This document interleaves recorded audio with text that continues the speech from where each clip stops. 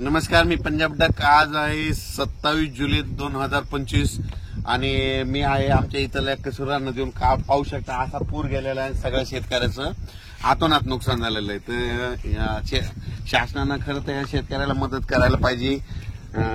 या ठिकाणी पंचनामे करून यांना मदत द्यायलाच पाहिजे, कारण की खूप अतिवृष्टीने आमच्या परभणी जिल्ह्यात सगळ्या राज्यात जालना जिल्हा बऱ्याच ठिकाणी ज्या ज्या ठिकाणी नुकसान झालं त्यांचं भरपाई द्यायलाच पाहिजे.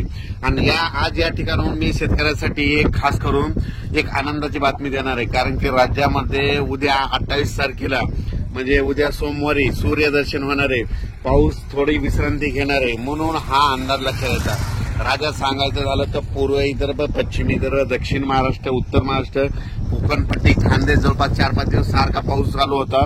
कुठं रिमझिम पडला, कुठं मुसळधार पडला, कुठं अतिमुसळधार पडला, कुठे वडे नाले वाहिले, कुठे नदीला पूर आला, कोणत्या धरणाचं पाणी सोडलं, असा पाऊस पडला. पण शेतकऱ्याला आता अपेक्षा आहे की हा पाऊस कधी उघडतो. तर सर्व शेतकऱ्याला सांगू इच्छितो की उद्याच्याला म्हणजे सोमवारी उद्या 28 तारखेला सूर्यदर्शन ठिकठिकाणी होणार आहे. 29 तारखेला आणखीन खूप ठिकाणी सूर्यदर्शन होणार आहे, म्हणून हा अंदाज लक्षात घ्यायचा. ज्या ठिकाणी पाऊस नाही पडला तसं आहे, म्हणजे आज 27 तारखेला बऱ्याच ठिकाणी पाऊस पडणार आहे.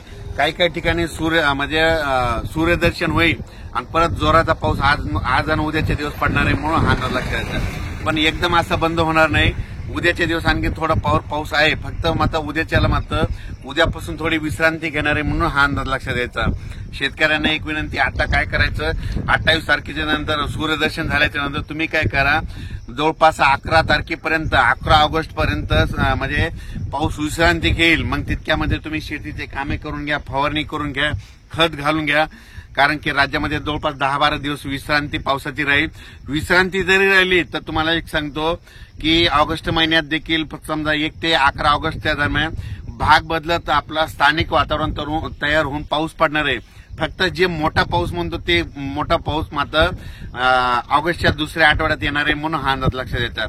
राज्यात आज देखील पूर्व विदर्भ, पश्चिम विदर्भ, दक्षिण महाराष्ट्र, उत्तर महाराष्ट्र, कोकणपट्टी, खानदेश वेगवेगळ्या ठिकाणी दुपारनंतर थोडं ऊन पडेल, पण अर्ध्या एक तासाचा मोठा जोरदार पाऊस ठिकठिकाणी पडणार आहे, पण भाग बदलत पडणार आहे, म्हणून हा अंदाज लक्षात घ्यायचा.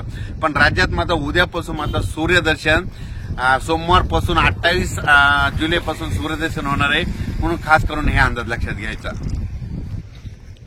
ज्या शेतकऱ्यांचं हे नदी काठचं असं पीक वाहून गेलेलं आहे, तुम्ही काय करायचं, ग्रामसेवक, तलाठी, गावचे सरपंच त्यांना घेऊन तहसीलदारकडे जायचं आणि त्यांना म्हणायचं पीक पाहणी करा, आमचं नुकसान द्या, असं तरी कमीत कमी म्हणा. कारण की तुम्ही जर स्वतः गेले नाही तर तोपर्यंत तुमची कोणी मदत करणार नाही.